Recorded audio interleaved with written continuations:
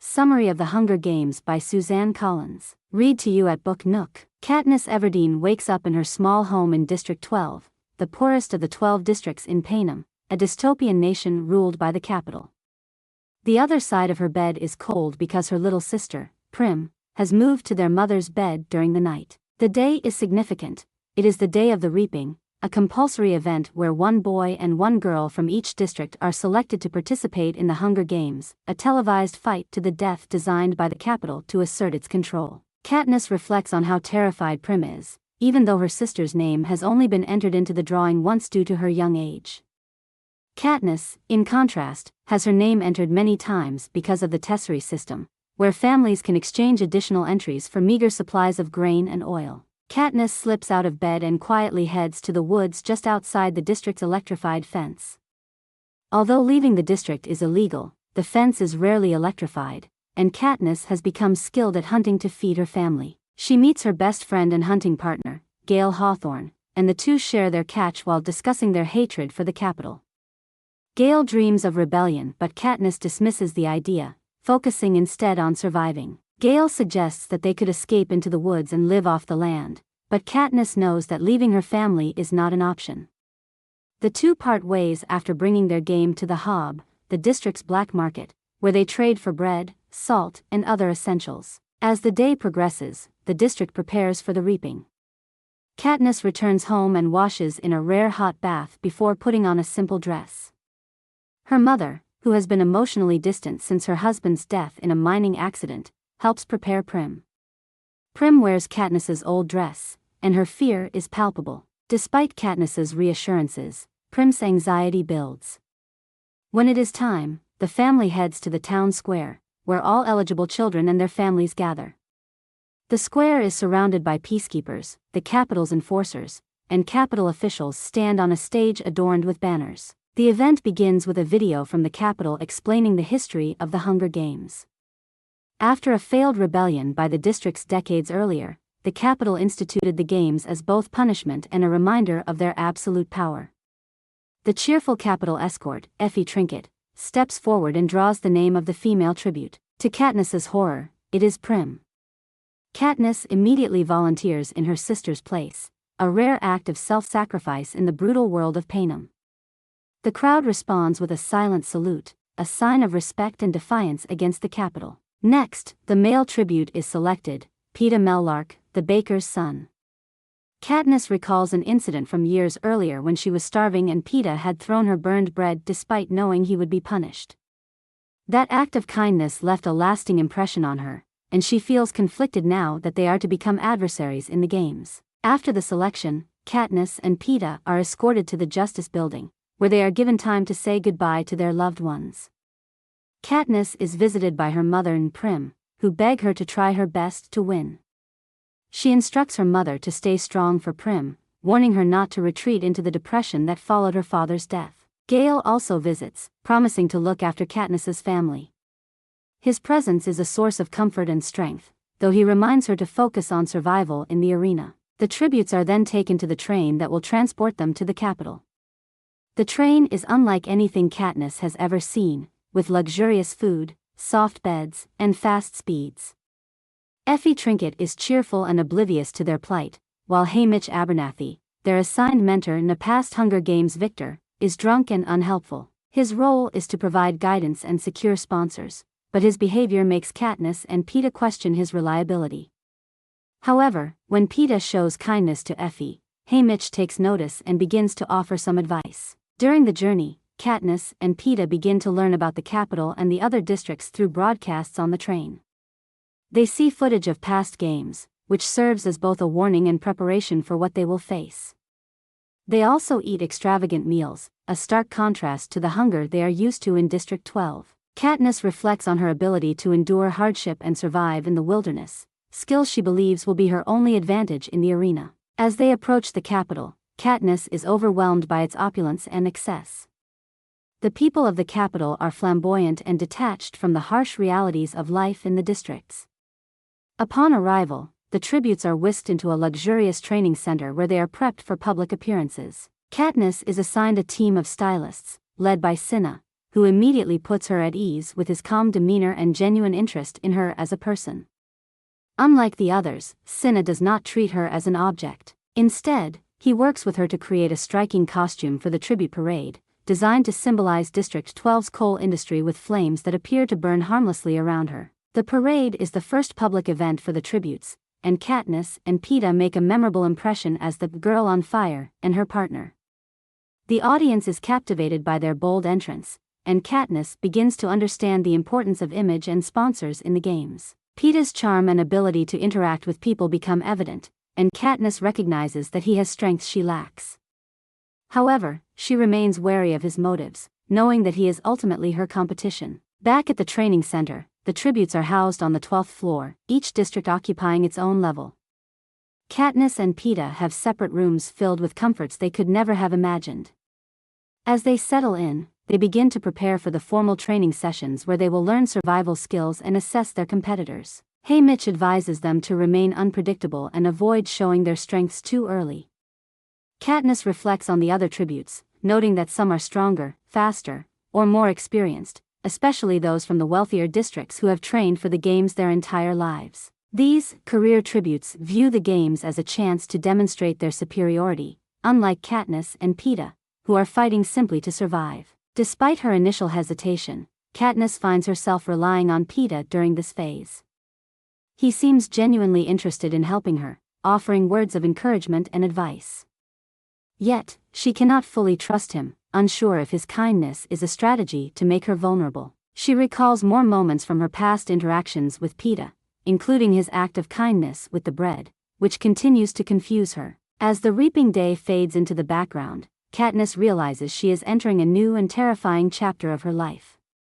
The capital's power is more evident than ever, and she knows that her survival depends not only on her skills but also on her ability to navigate this new world of alliances, appearances, and strategy. Her focus sharpens as she prepares for the fight ahead, determined to return to Prim and prove that even the smallest act of rebellion can carry meaning in a world dominated by fear. Katniss and Peeta begin their formal training at the capital's state-of-the-art facility, where they are introduced to their fellow tributes and guided through a series of exercises designed to assess their survival skills and combat readiness. The tributes train together in a large arena equipped with stations for various skills such as knot tying, camouflage, knife throwing, and archery.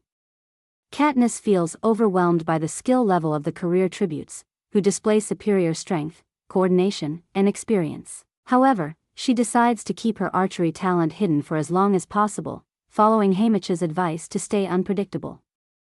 Peeta, meanwhile, focuses on developing a strong public persona, interacting with the trainers and other tributes in a way that appears friendly but strategic. Throughout the training, Katniss carefully observes the other tributes.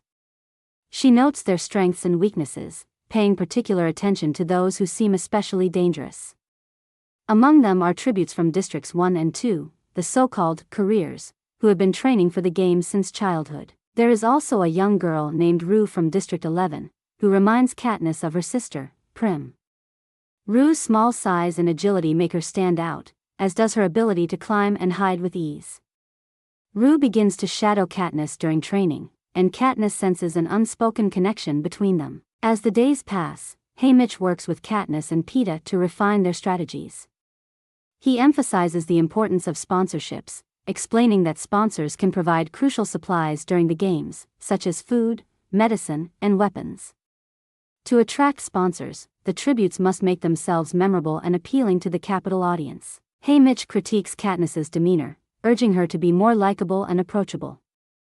Katniss struggles with this, as she is naturally reserved and wary of others. Peeta, on the other hand, excels at winning people over, which frustrates Katniss but also inspires her to try harder. The training culminates in a private session where each tribute performs for the game makers, the capital officials who design and oversee the Hunger Games. The session is critical, as the game makers assign each tribute a score that influences their odds and sponsor appeal. When it is Katniss's turn, she demonstrates her archery skills. Initially nervous, she misses her first shot, but she quickly regains her composure and hits the target with precision. Frustrated by the game makers' lack of attention, she boldly shoots an arrow at their banquet table, skewering an apple in a pig's mouth. The act shocks the game makers but also earns their respect. Katniss leaves the session unsure of how her defiance will be received. When the scores are announced, Katniss is surprised and relieved to see she has received an exceptionally high score of 11, the highest among all the tributes. Peeta receives a respectable score as well, which boosts their confidence. However, the high score also marks Katniss as a target, and she begins to feel the weight of the expectations placed on her. She worries about how her bold actions will be interpreted by the Capitol and whether they will have unintended consequences. As the games draw closer, Katniss and Peeta are scheduled for a series of interviews with Caesar Flickerman, the charismatic host of the Hunger Games. The interviews are a chance for the tributes to present themselves to the audience and garner support. Cinna helps Katniss prepare, advising her to be genuine and let her true self shine through. During her interview, Katniss charms the audience with her fiery spirit and striking appearance, thanks to Cinna's design of a glowing dress that makes her look like she is still on fire.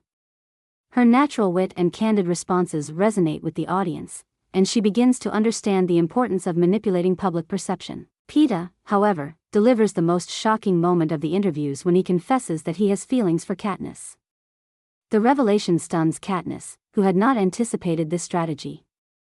The audience is captivated by the idea of a romance between the two tributes, and Caesar plays up the story, dubbing them star-crossed lovers. Backstage, Katniss confronts Peeta, accusing him of using her to gain sympathy and sponsors.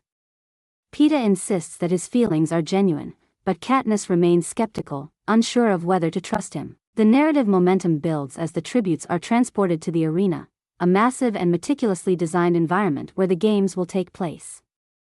Before they depart, Cinna meets Katniss one last time to help her dress in the simple uniform provided for the tributes. He pins a small golden mockingjay pin to her outfit, a token from home that has become a symbol of resilience and hope.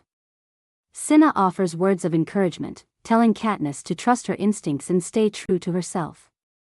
His quiet support strengthens her resolve. The tributes are placed in individual holding rooms, where they await the start of the games. Katniss experiences a mix of fear, determination, and disorientation as she is raised into the arena on a metal platform. The arena is revealed to be a vast wilderness with a central clearing that contains the cornucopia, a giant structure filled with weapons, supplies, and other resources. Surrounding the cornucopia are the tributes, each standing on a metal plate that will detonate if stepped off too early. A countdown begins, and Katniss recalls Haymitch's advice to avoid the initial bloodbath at the cornucopia and focus on finding water and shelter. When the countdown ends, chaos erupts as tributes race toward the cornucopia, fighting for the best supplies. Katniss hesitates but ultimately grabs a backpack and sprints away from the clearing, narrowly avoiding conflict. She heads into the forest, using her survival skills to evade detection and find a safe place to hide. The backpack contains a few useful items, including a tarp, a knife, and some crackers, but it is missing essential items like water and a weapon. Katniss quickly realizes that finding water will be her top priority. As the first day unfolds, Katniss witnesses the brutality of the games. The careers form an alliance and begin hunting down the weaker tributes. The sounds of fighting and screaming echo through the forest, and at night, the faces of the dead are projected into the sky as a grim reminder of the stakes. Katniss forces herself to push past her fear and exhaustion, focusing on survival.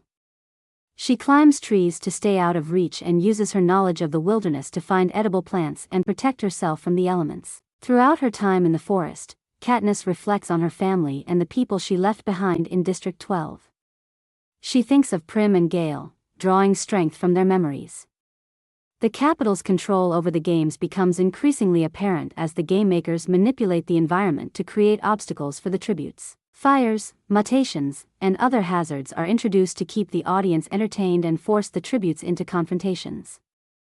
Katniss becomes acutely aware that she is not only fighting for survival but also performing for an audience. As she continues to evade the careers, Katniss encounters Rue, who has been quietly observing her from a distance. Rue's small size and agility allow her to move undetected, and she offers to form an alliance with Katniss. Despite her initial hesitation, Katniss agrees, recognizing Rue's resourcefulness and value as a partner. The two share their supplies and develop a plan to counter the careers, who have established a stronghold near the cornucopia. Together, Katniss and Rue devise a strategy to destroy the careers' stockpile of food and supplies, which they have carefully guarded. Rue uses her agility to create distractions, while Katniss sets traps and targets the food. The plan is dangerous but effective, as they manage to cause significant damage to the career's resources. The act of defiance further fuels Katniss's resolve, as she begins to see the games not just as a fight for survival but also as a way to challenge the capital's control. However, the alliance is short-lived. As they regroup after their mission, Rue is ambushed by a career tribute and fatally wounded. Katniss rushes to her side, cradling the young girl as she dies. Overwhelmed by grief and rage, Katniss sings to Rue in her final moments and covers her body with flowers as a sign of respect. The act is both a tribute to Rue's bravery and a silent protest against the capital. Katniss's defiance resonates with the audience and sparks a reaction that she cannot fully comprehend. Rue's death marks a turning point for Katniss, as she vows to fight not only for herself but also for the people who have suffered under the capital's tyranny. The loss deepens her resolve and sharpens her focus, setting the stage for the battles to come. As the games continue, Katniss finds herself increasingly aware of the capital's manipulations and begins to see the arena as a microcosm of the larger struggle between the districts and the capital. She knows that her survival will depend on her ability to outsmart not just her fellow tributes but also the system itself. After Rue's death, Katniss is overcome with grief and anger but knows she must continue to survive in the arena. She reflects on the bond she had formed with Rue and resolves to win the games not only for herself but also as an act of defiance against the capital. Her act of covering Rue's body with flowers has stirred unrest among the districts, though Katniss is unaware of the full extent of its impact. She searches for shelter and supplies while remaining vigilant for the remaining tributes, knowing the games are entering a more dangerous phase as the field narrows. The capital announces a new rule change. If two tributes from the same district are the last survivors, they will both be declared winners. The announcement shocks Katniss, who immediately thinks of Peeta and realizes that this change could be a way for them to survive together. She begins searching for him, following clues about his whereabouts. Eventually, she finds him severely injured and hiding near a stream.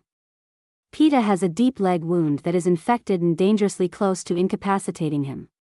Katniss cleans the wound as best she can and decides to stay with him despite the risks. She understands that protecting Peeta now aligns with her own survival. Katniss and Peeta move to a cave to take shelter while Peeta recovers. The capital audience, captivated by their star-crossed lovers story, provides occasional sponsor gifts, including food and medicine. Katniss recognizes the need to maintain the illusion of their romance to secure these supplies, even though she is uncertain about Peeta's true feelings.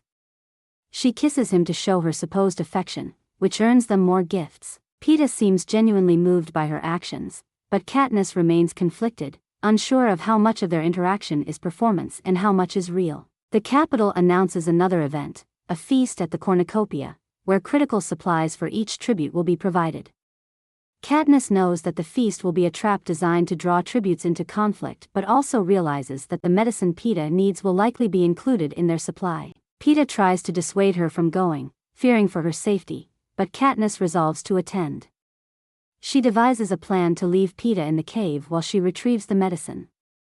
Before leaving, she ensures he is well hidden and gives him instructions on how to stay safe in her absence. When Katniss arrives at the cornucopia, she encounters other tributes who have also come for their supplies. A violent skirmish breaks out, and Katniss narrowly avoids death multiple times. She manages to grab her district's supply and flees the scene, though she is injured in the process. Upon returning to the cave, she administers the medicine to Peeta, who begins to recover. Their bond deepens as they spend more time together, and Katniss starts to question her feelings for him. She is aware of the tactical advantage their partnership provides but also feels genuine warmth and affection for Peeta. As the games progress, the capital continues to manipulate the environment to heighten the tension and force confrontations between the tributes. One night, a massive thunderstorm strikes the arena, driving the remaining tributes closer together. Katniss and Peeta use the storm as cover to scout for resources and prepare for the inevitable final confrontations. They encounter Thresh, the other tribute from Rue's district, who spares Katniss's life out of respect for her alliance with Rue. Thresh's mercy leaves a lasting impression on Katniss, but he is later killed by the careers, reducing the number of tributes further. The game makers introduce new threats into the arena to intensify the action. One such threat is a pack of mutations, genetically engineered creatures designed to hunt and kill the tributes. These mutts are horrifying hybrids with the eyes of the fallen tributes, which deeply unnerves Katniss. She and Peeta are forced to flee, eventually finding themselves at the cornucopia for the final showdown. The remaining tributes, including Cato from District 2, converge on the cornucopia, leading to a climactic battle. Cato proves to be a formidable opponent, using his strength and combat skills to dominate the fight. Katniss and Peeta work together to outmaneuver him, relying on their teamwork and resourcefulness. The mutts play a significant role in the chaos, attacking indiscriminately and forcing the tributes to defend themselves while fighting each other. In a desperate struggle, Cato is ultimately overpowered and falls to the mutts, but not before enduring prolonged suffering. Katniss, moved by his agony, ends his life with an arrow to spare him further pain. With Cato's death, Katniss and Peeta believe they have won the games as the last surviving tributes. However, the capital announces a sudden reversal of the earlier rule change, declaring that only one tribute can win.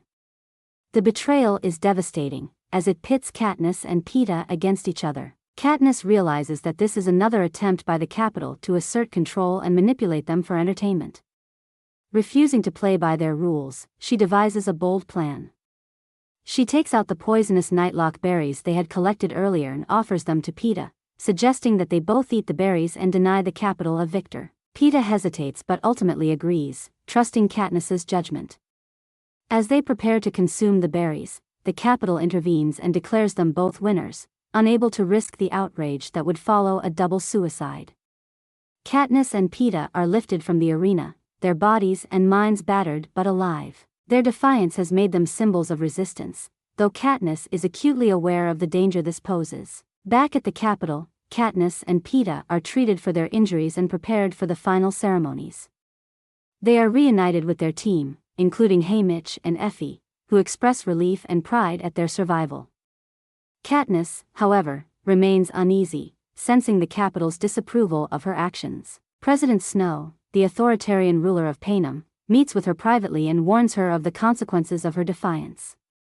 He implies that her actions have sparked unrest in the districts and that she must work to contain it by maintaining the appearance of a love-struck girl who acted out of desperation rather than rebellion. The victory tour and aftermath loom large as Katniss and Peeta return to District 12, hailed as heroes but burdened by the knowledge of what they have endured and what lies ahead. Katniss grapples with her feelings for Peeta, unsure of where their relationship stands now that the games are over. She also contemplates the growing unrest in Panem, knowing that her actions in the arena have set events in motion that cannot be undone. The capital's grip remains strong, but Katniss begins to realize that her survival has become a symbol of hope and resistance for the oppressed people of the districts.